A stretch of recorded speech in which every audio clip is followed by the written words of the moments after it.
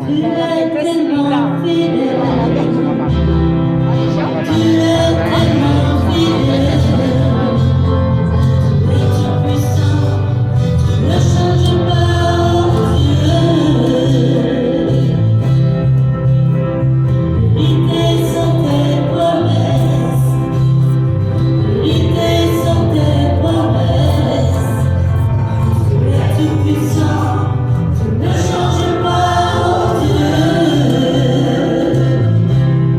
Nous élevons tes mains pures pour louer Dieu très saint, qui est, qui était et qui sera.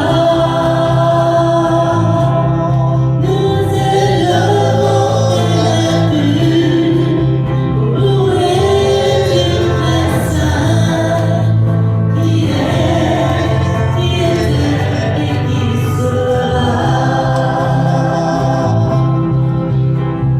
Jésus, dans ta grâce, Jésus, dans ta grâce, tu es tout puissant, tu ne changes pas, Dieu. Vérités sont tes promesses, vérités sont tes promesses. Tu es tout puissant, tu ne changes pas, Dieu.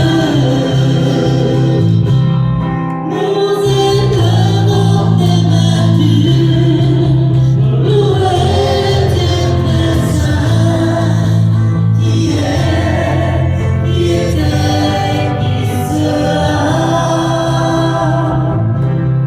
Nous élevons tes mains pures pour louer Dieu très saint, qui est, qui était, qui sera.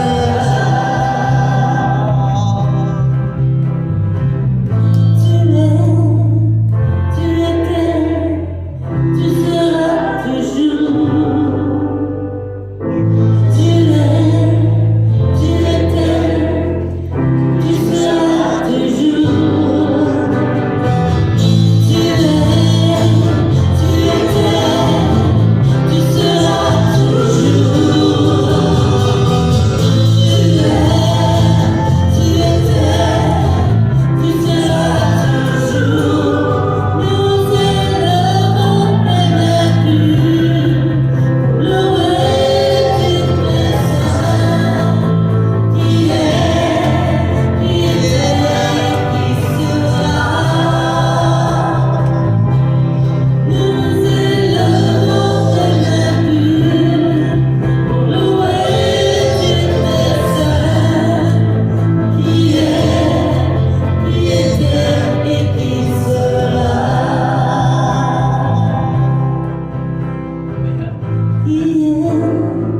Qui était et qui sera.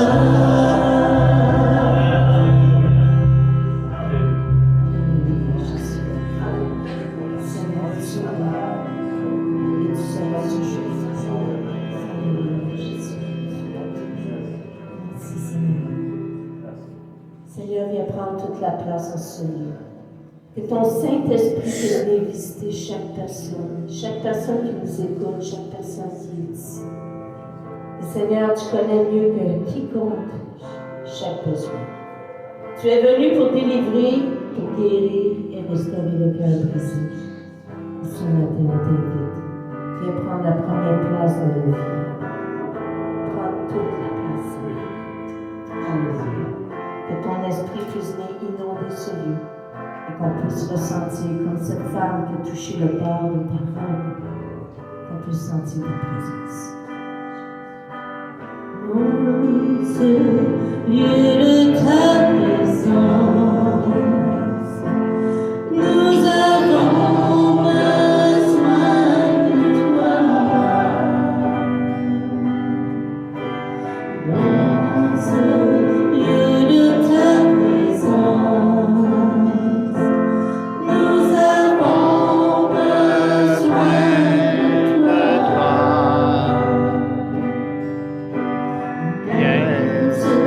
Viens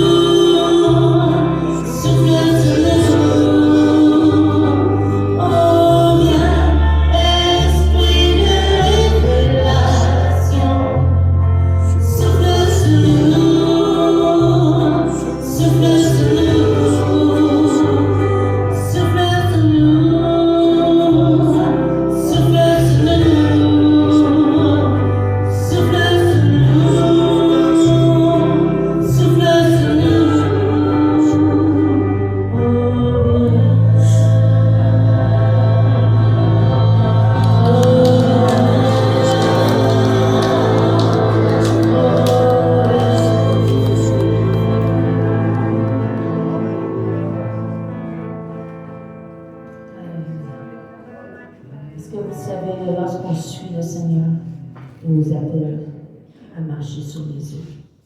Il nous appelle à sortir de notre zone de confort et de lui faire confiance. La foi, c'est de croire en lui, que malgré qu'il n'y a rien sous nos pieds, qu'on pense de couler, il est là pour nous relever. Il est là pour nous emmener jusqu'au bout.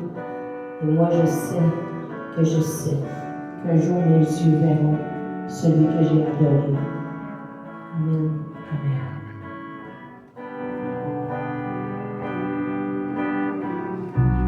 M'appelle à marcher sur les eaux, dans l'inconnu qui me dépasse. Et là je trouve dans le mystère, dans les vagues, parfois t'effraie. Je mon cœur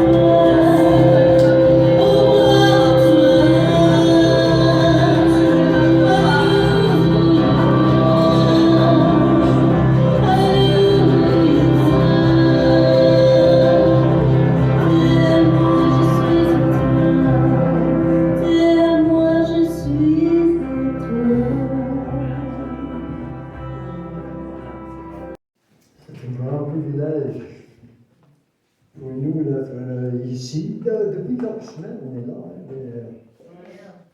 C'est merveilleux. Je suis très content de pouvoir venir de nous et Dieu à Berthierville avec nous tous. Joliette, c'est pas trop loin. Je veux remercier le pasteur Robert pour le privilège de prêcher ici aujourd'hui. Amen. Voilà ça. C'est bon de vous voir tous. Je regarde juste pour vous voir, parce que vous êtes beaux. Souriants. On chantait avec joie. Comme le pasteur vient de le dire, peut-être quelques-uns ont passé par les moments difficiles cette semaine, mais ici, on est bien dans la présence de Dieu. Et parce qu'on a passé du temps dans la présence de Dieu, on est mieux toute la semaine longue. C'est ça? Gloire à Dieu. J'ai une petite phrase biblique dans mes pensées ce matin. Une phrase que vous avez entendue, et si, quand je vais le mentionner, vous allez rappeler sans doute Romains chapitre 6. On ne parle pas vraiment de Romains chapitre 6, mais je le mentionne parce que vous le connaissez. La phrase c'est « loin de là ». Loin de là. J'ai toujours été fasciné avec cette expression française-là, comme anglophone. Loin de là. Dans Romains chapitre 6, vous savez que c'est des pécheurs en nous pour que la grâce de Dieu pour que la grâce de Dieu abonde. Puis on a l'expression loin de là, loin de là. On n'accepte pas le péché dans notre vie pour que la grâce de Dieu abonde, loin de là. Ça, c'est dans Romains chapitre 6, mais on ne va pas vraiment parler de cela. Cette phrase-là, loin de là, se trouve à plusieurs endroits, dans l'Ancien Testament aussi que dans le Nouveau. Donc, nous allons commencer ce matin avec le psaume 131. Est-ce qu'on va l'avoir sur l'écran? Le psaume 131, c'est une petite psaume, seulement 3 versets. Psaume 131. Éternel, je n'ai ni un cœur qui s'enfle, ni les regards hautains. Je ne m'occupe pas des choses trop grandes et trop élevées pour moi. Loin de là. Loin de là, ces 3 choses-là. J'ai l'âme calme et tranquille. Comme un enfant sevré qui est auprès de sa mère. J'ai l'âme comme un enfant sevré. Puis le troisième verset, Israël, autrement dit, peuple de Dieu, mets ton espoir dans l'Éternel, dès maintenant et à jamais. C'est un beau petit son, n'est-ce pas? Loin de là, loin de 3 choses qu'on voit dans le premier verset. Loin d'un cœur qui s'enfle, loin des regards hautains, loin des préoccupations dépassantes, disons. Loin de ces préoccupations-là. Premièrement, un cœur qui s'enfle, ça veut dire loin de l'orgueil personnel. On se croit plus fin que les autres. Loin de là. Deuxièmement, loin de l'orgueil démontré. On croit en nous-mêmes qu'on va démontrer à tout le monde. Loin de l'orgueil démontré. Loin d'un cœur de l'orgueil personnel, loin de l'orgueil démontré. Et puis, troisièmement, loin de cette attitude de tout savoir. Loin de cette attitude-là. L'orgueil intellectuel. On se prend pour un tout savant. Loin de là. C'est pas ça les enfants de Dieu. On ne pense pas de cette façon-là. Quand on reste loin de ces choses-là, on a l'âme calme et tranquille. C'est ça que ce verset-là nous dit. On a l'âme calme et tranquille. Comme un enfant auprès de sa mère. C'est la fête des mères aujourd'hui. On a l'âme calme et tranquille comme un enfant auprès de sa mère.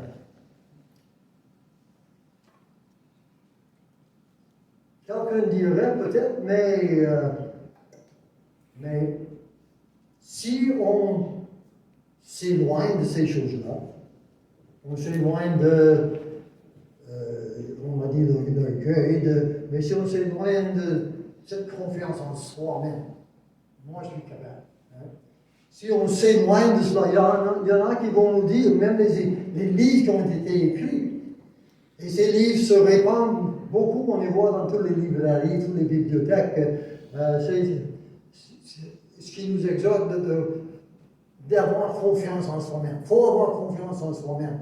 Si on accepte ce que la parole de Dieu nous dit ici, surtout dans le premier verset, de s'éloigner de tout ça, mais on va être hésitant, craintif, peureux. Il y en a qui nous parlent de cette façon-là. Et même les livres sont écrits comme ça. Il faut avoir bien confiance en soi-même. Moi, je suis capable. Est-ce que l'enfant est craintif? L'enfant de Dieu? Est-ce que l'enfant de Dieu est craintif, peureux? On peut dire loin de là. On ne l'est pas.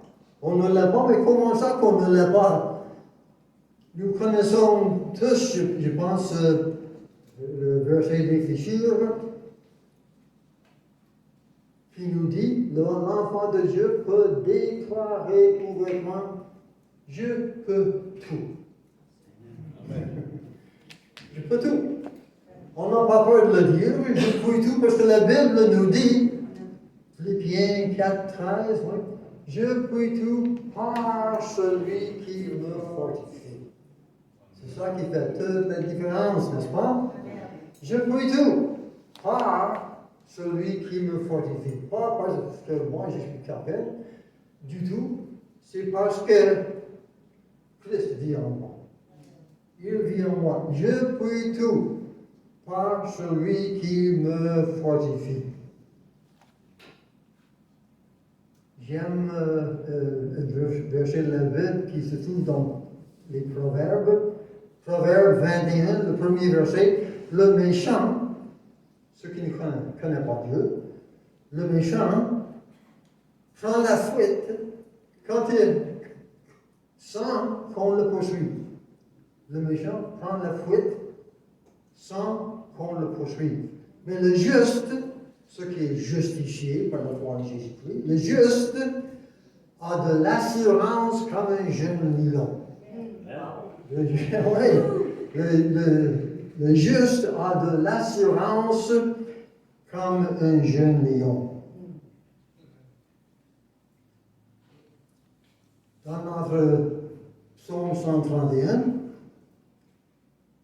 verset 2 dit, on a l'âme calme et tranquille, comme un enfant, c'est vrai, qui est auprès de sa mère.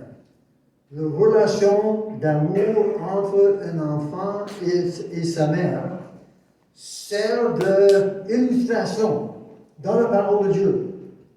Sert d'illustration de l'amour qui existe entre Dieu et les enfants de Dieu, vous et moi. Quel honneur pour les femmes, n'est-ce pas?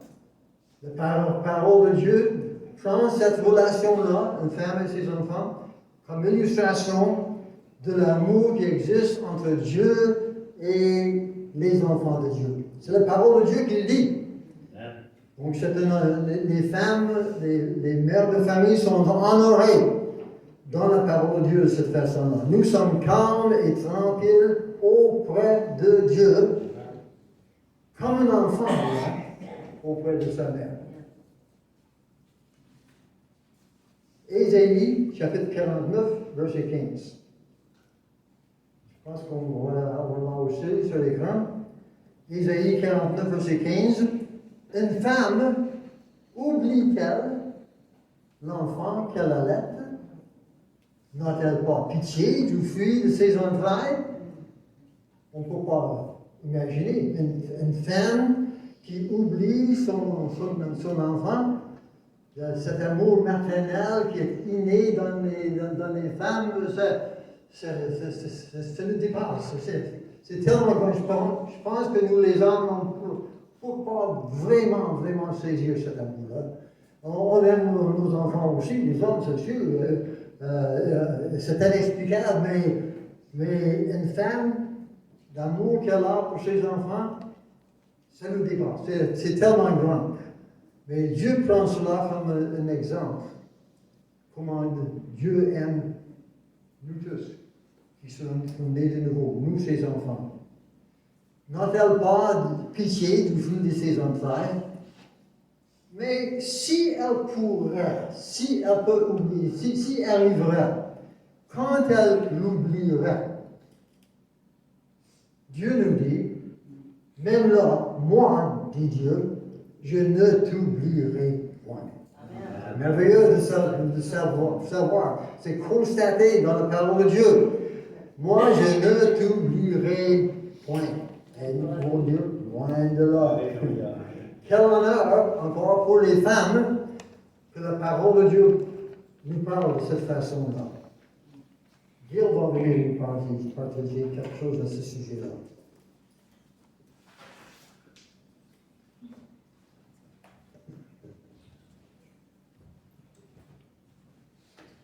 Bonjour tout le monde. Bonjour. C'est un grand plaisir d'être ici ce matin. Et comme Dave a dit, une femme oublie-t-elle l'enfant qu'elle allait? N'a-t-elle pas pitié de ses entrailles? Quand elle m'oubliera, moi j'oublierai point. Je t'ai gravé sur ma main. Je trouve ça vraiment remarquable que, comme Dave a dit, que l'amour d'une mère est relié à l'amour que Dieu a pour nous. Mes enfants, des fois, ils pensent que je suis un petit peu bizarre, mais beaucoup bizarre, des fois, je pense. Pas seulement, je me souviens de la date et l'année ils sont nés, mais l'heure aussi, puis pesanteur de chacun, toutes les minutes détail. Comme Kathleen, 22 février 62, minuit moins 5, minuit. Marie, 11 mars 63, 4 heures du matin, celui 4. Alain, 17 mars 67, 6h30 du matin, 9 livres. Ernest, 1er janvier 69, 4 heures après-midi, 7 livres, 11. Puis Ernest était le bébé de l'année dans la ville de Dundas, où on était pasteur à l'époque. On avait notre photo dans le journal, des cadeaux, c'était vraiment une bénédiction. Puis j'ai gardé toutes ces choses dans mon cœur. Évidemment, je ne suis pas seule de penser comme ça. Je suis dans la bonne compagnie parce que Marie, mère de Jésus, elle garde ces choses dans son cœur, les trésors. Dans Luc 2, 19, Marie gardait toutes ces choses et les repassa dans son cœur. Alors, elle voulait garder tous ces souvenirs, tous ces trésors qu'elle avait dans son cœur. On garde des souvenirs, premier pas, premier sourire, etc. Puis, je veux dire aussi que je suis très, très privilégiée d'être belle-mère à Sandra, Sophie et Michel. On vous aime, vous êtes dans mon cœur. On vous aime, vous emmenez beaucoup de joie dans la famille. Il y a beaucoup de joie à la naissance d'un bébé et tout le monde sont joyeux. Tout le monde aime ça. Les deux familles, les deux côtés sont très heureux, joyeux. Puisque nous sommes mes mères et pères de plusieurs petits enfants. C'est trop de joie des fois. À notre naissance dans le royaume de Dieu, la Bible nous dit qu'il y a plus de joie dans le ciel. Dans Luc 15, 7, de même, je vous le dis, il y aura plus de joie dans le ciel pour un seul pécheur qui se répand, que pour 99 justes qui n'ont pas besoin de repentance. Alors c'est vraiment important, repentance. Et là, comme le verset dit, on est gravé sur sa main après notre nouvelle naissance. Puis moi, j'aimerais le penser que peut-être c'est notre certificat de naissance pour le ciel qui est gravé sur sa main. Puis peut-être notre nom est là, la date est marquée, l'année peut-être, l'heure peut-être. Combien on pesait, je ne suis pas sûre. Puis on aime ça quand nos enfants viennent nous voir, n'importe quel âge. Puis des fois, je veux préparer un repas, puis je connais tous leurs goûts. Comme Ernie, il n'aime pas les champignons. Alan, il aime les champignons. Kathleen et Mary aiment peut-être presque tout. Puis Dave, là, Dave. Si tu veux offrir une salade à lui, c'est simple et classique. Pas de tomates, pas de concombre, pas de oignons, imaginez-vous. Il n'aime pas le brocoli, zucchini, etc. Puis imaginez-vous, des fois, je ne fais pas par exprès, mais des fois, si par erreur, parce que moi, donc, je ne fais pas par exprès. Par erreur, j'ai laissé des moutons dans ses patates. Et pas content. Et qu'est-ce que Dieu nous dit après notre nouvelle naissance? Il dit, viens voir, viens passer du temps avec moi.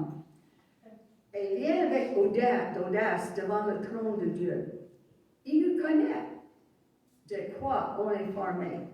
Il connaît tous nos goûts. Il dit, viens me voir, viens me voir. J'ai plein de choses, les guérisons, puis les bénédictions, puis toutes ces choses comme ça, les bonnes choses, pas de malheur, mais de bien. Dans Éphésiens 2:10, car nous sommes son ouvrage, avons été créés en Jésus-Christ, pour de bonnes œuvres que Dieu a préparées d'avance, afin que nous les pratiquions.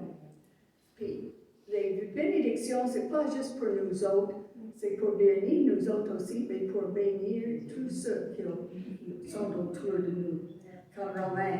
De reste, nous savons que tout contribue au bien de ceux qui aiment Dieu, de ceux qui sont appelés à son plan. Puis on devrait être à l'écoute de nos frères et sœurs aussi. Dans Jean, tout le monde connaît ce verset, Jean 14:3, et puisque je vais vous préparer une place, je reviendrai et je vous prendrai avec moi, afin que là où je suis, vous soyez aussi. Imaginez-vous, ça fait plus de 2000 ans que Jésus est parti pour préparer notre souper. Quelque chose de formidable. Puis, dans l'Apocalypse, ça dit, et l'ange me dit, écrit, heureux ceux qui sont appelés au festin des noces de l'agneau. Et il m'a dit, ces paroles sont véritables paroles de Dieu. Et aussi, pas seulement ça, il est en train de construire notre demeure éternelle pour être avec lui, notre cabane dans le ciel. Ça va être quelque chose de spécial aussi. Puis, c'est un voyage, on n'a pas besoin de bagages. Alors, c'est tout ça en arrière, tout ça, tous les problèmes, toutes les amertumes, toutes les jalousies, toutes les choses comme ça, parce qu'on va changer dans un clin d'œil pour être avec lui pour l'éternité. J'ai hâte, mais il faut être prêt. Dave m'a donné des mots pour vous souhaiter bonne fête des mères en hébreu. Yom Sameach. Alors que Dieu vous bénisse. Amen.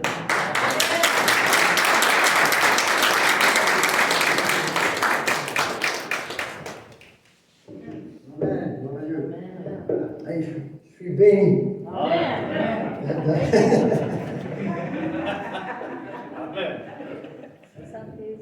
Ok, gloire à Dieu. Donc, il y a trois choses que nous avons déjà dit au début. 3 choses, au moins 3, mais on en a nommé 3.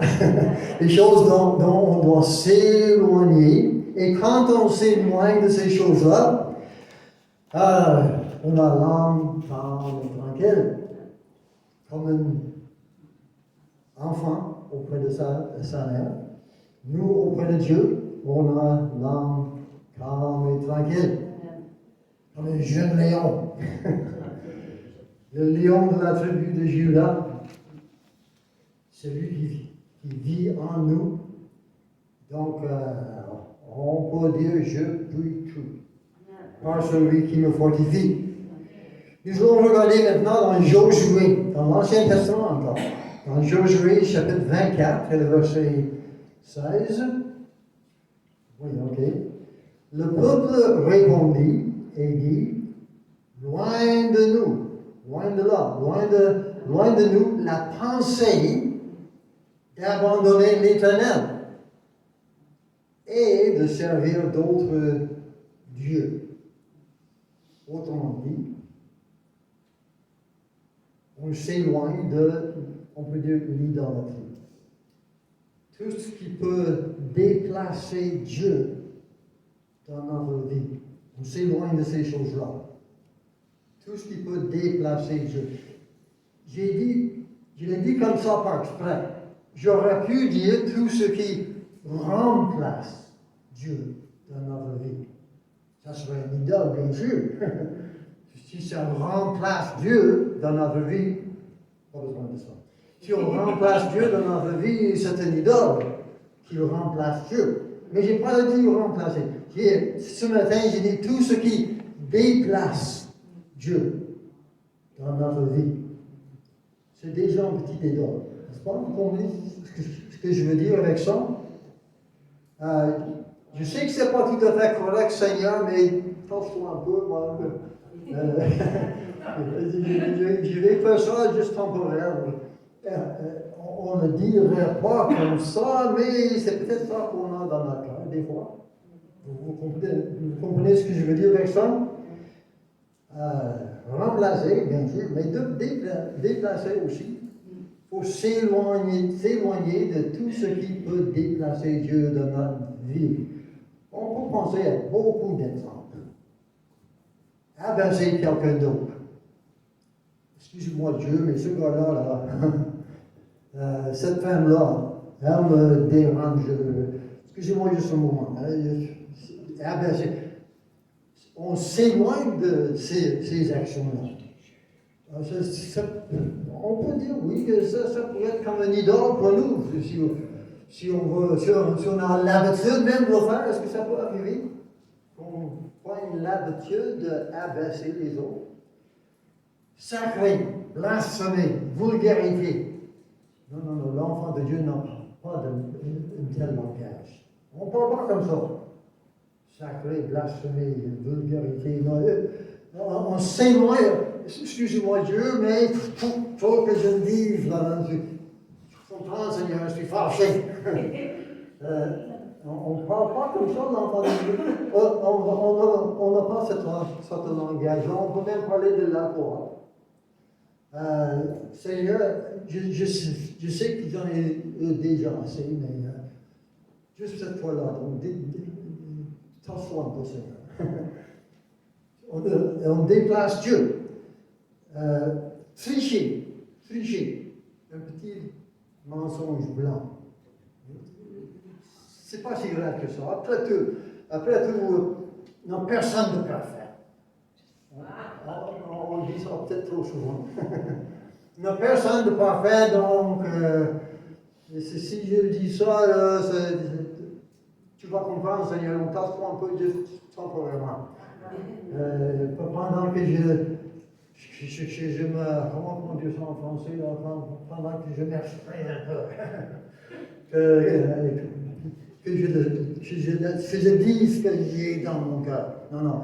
L'enfant de Dieu, on ne veut pas déplacer Dieu pour les petits idoles. On peut l'appeler ça, petits idoles. Loin de nous, ça dit. Loin de nous de servir ces petits idoles-là.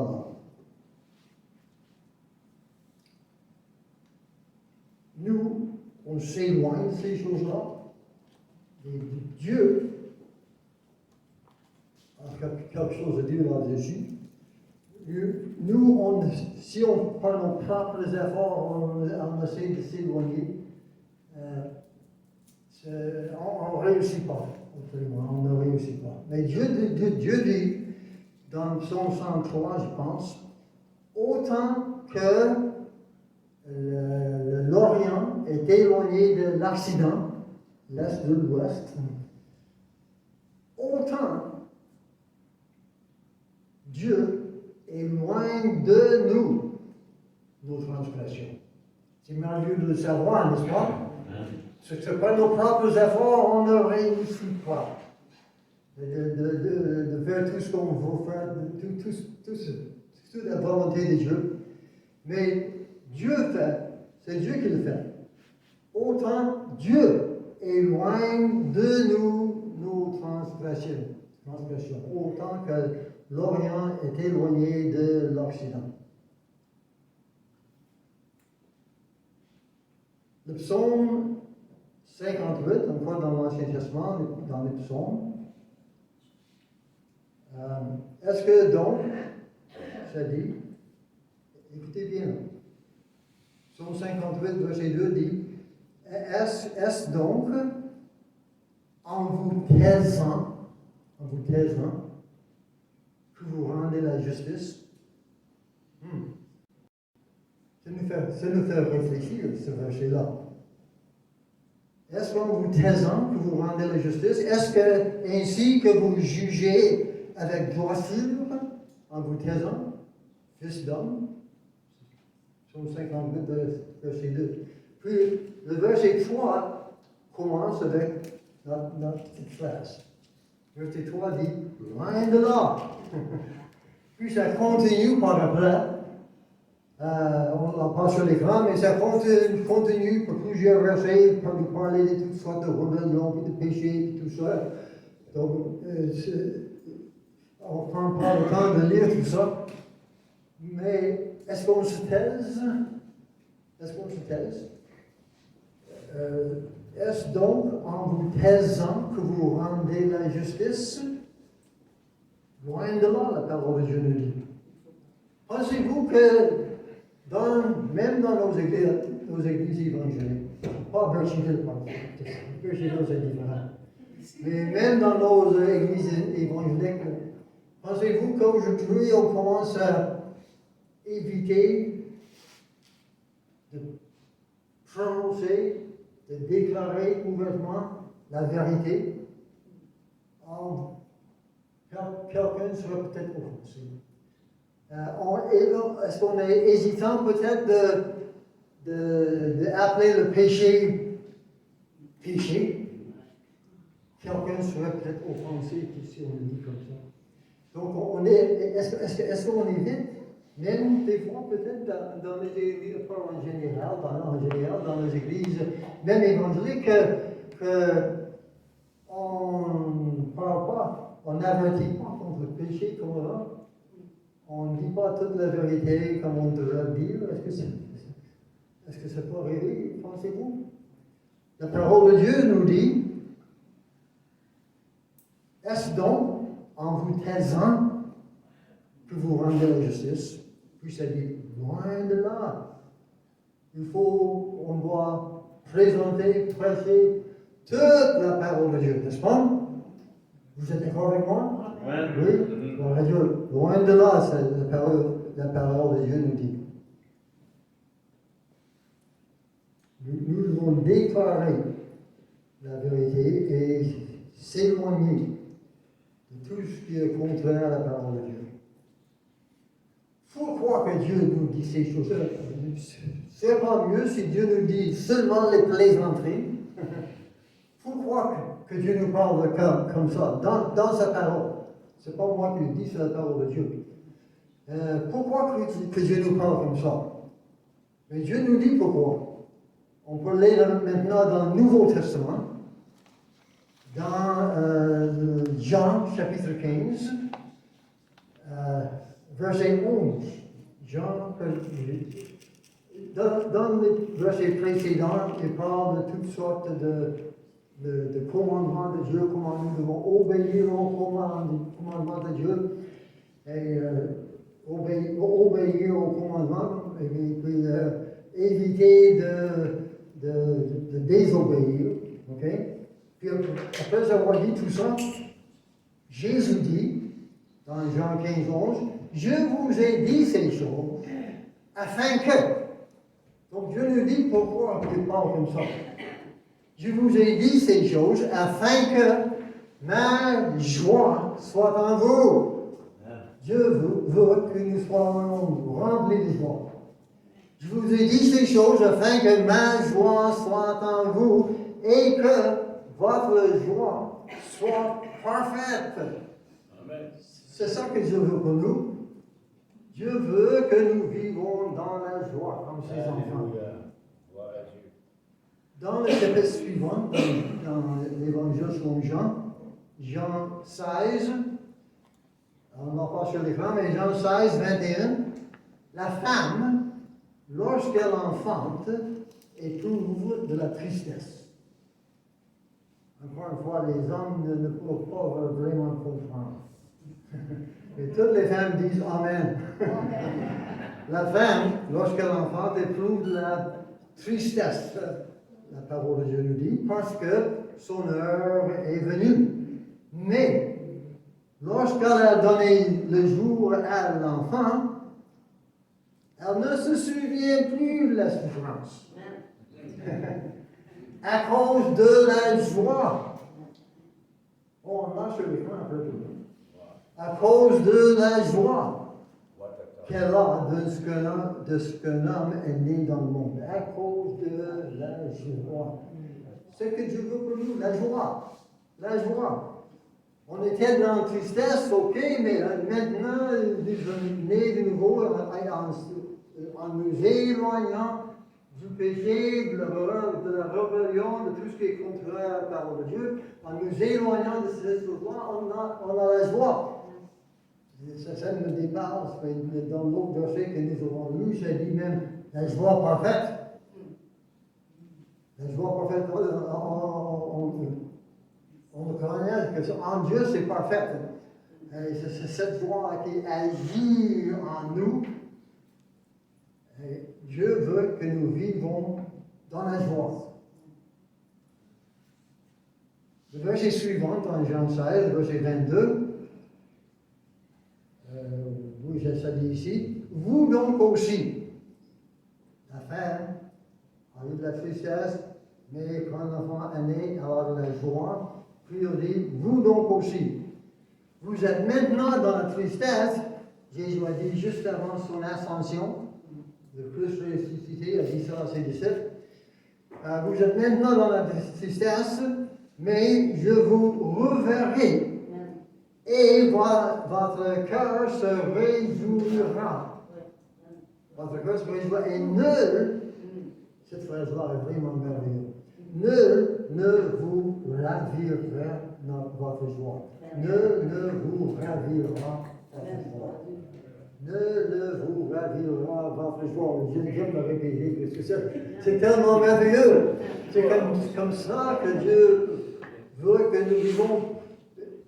Et ça semble impliquer que, lorsque Jésus va monter au ciel, ça semble impliquer que quand il va revenir, ou quand l'Esprit de Dieu va venir, l'Esprit de Christ, là, ne nous ravira votre joie.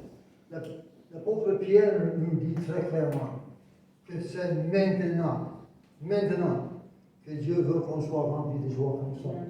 L'apôtre Pierre nous dit dans le 3e Pierre, chapitre 1, verset 8, il dit, lui que vous aimez sans l'avoir vu, ça c'est vous et moi, lui que vous aimez sans l'avoir vu et en qui vous croyez sans le voir encore, puis ça dit quoi? Vous réjouissant maintenant, aujourd'hui, tous les jours, vous me réjouissant d'une joie ineffable et glorieuse. Alléluia. Une joie ineffable et glorieuse. C'est ça la vie chrétienne. Les inconvertis.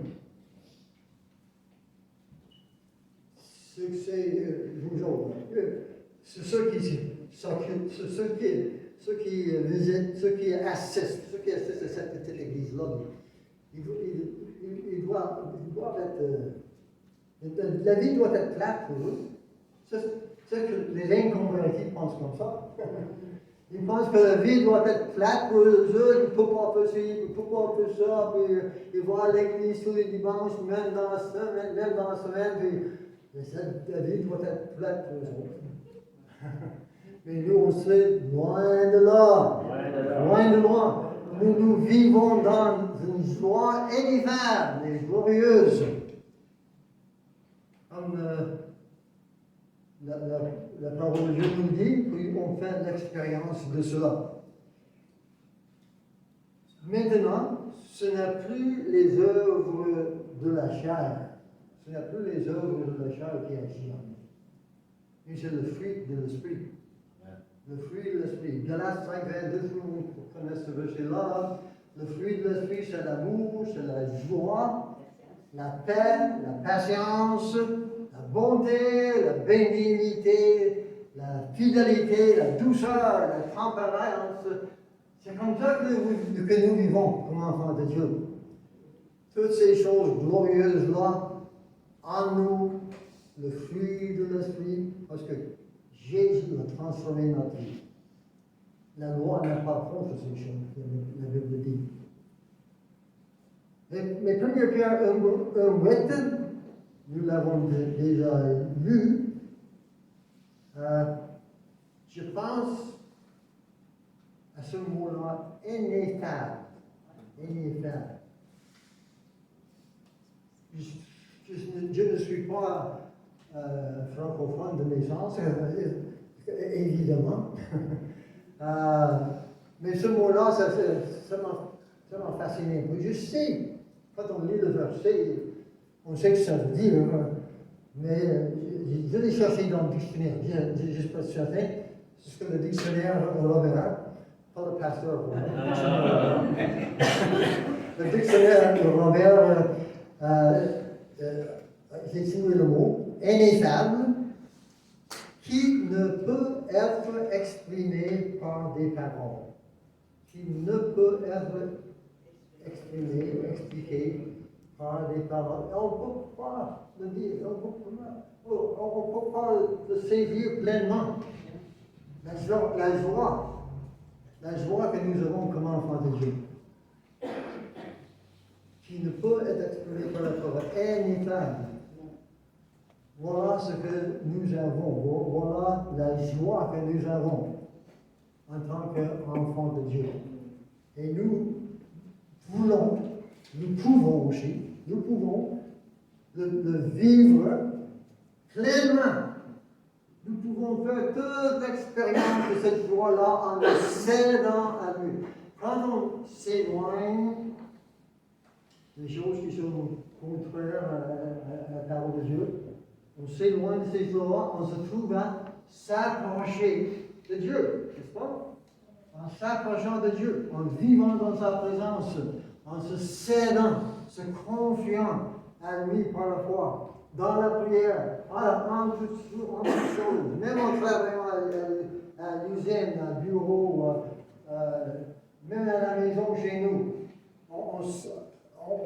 consciemment, on cède, on se confie, on se donne à Dieu, et il nous remplit de plus en plus de sa joie.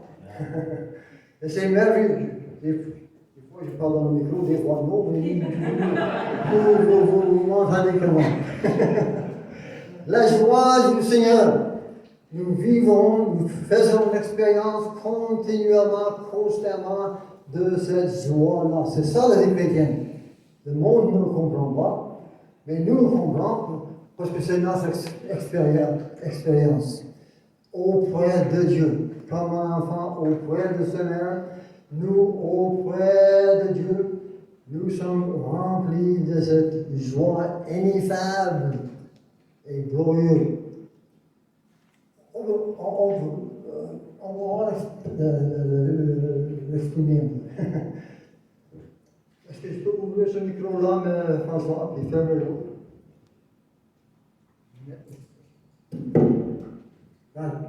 Nous allons nous laisser aller dans la joie.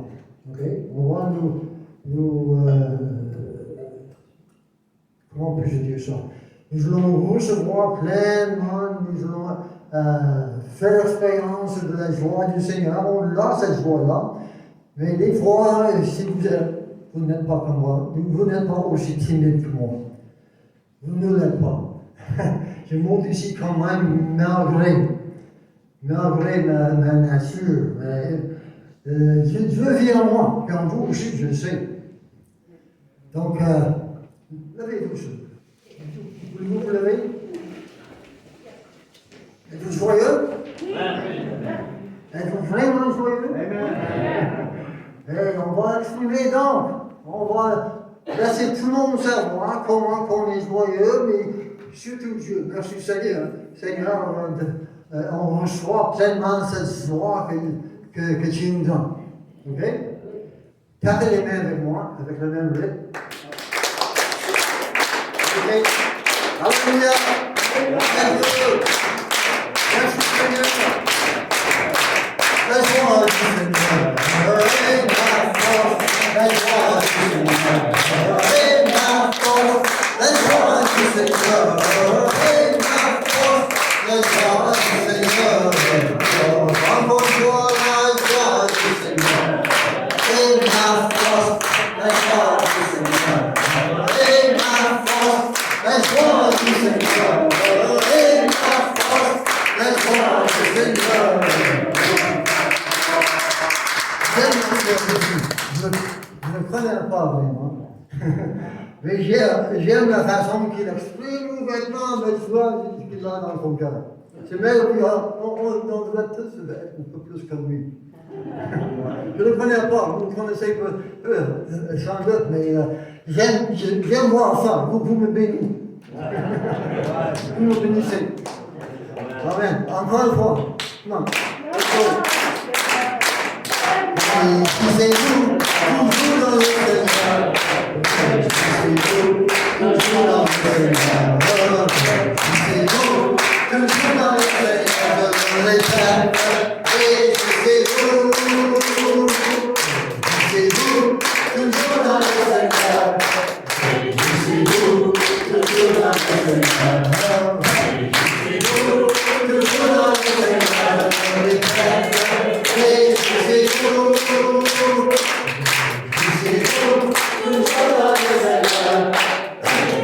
Disez-vous, toujours dans le Seigneur. Disez-vous, toujours dans le Seigneur. Je le répète. Et disez-vous, mon cœur est dans la joie quand on me dit. Mon cœur est dans la joie quand on me dit. Mon cœur est dans la joie quand on me dit. On y croit. Allons donc à la maison du Seigneur. Mon cœur est dans la joie quand on me dit. Mon cœur est dans la joie quand on me dit. Oui, mon cœur est dans la joie quand on me dit. On y croit. Allons donc à la maison du Seigneur. Alléluia. La joie du Seigneur.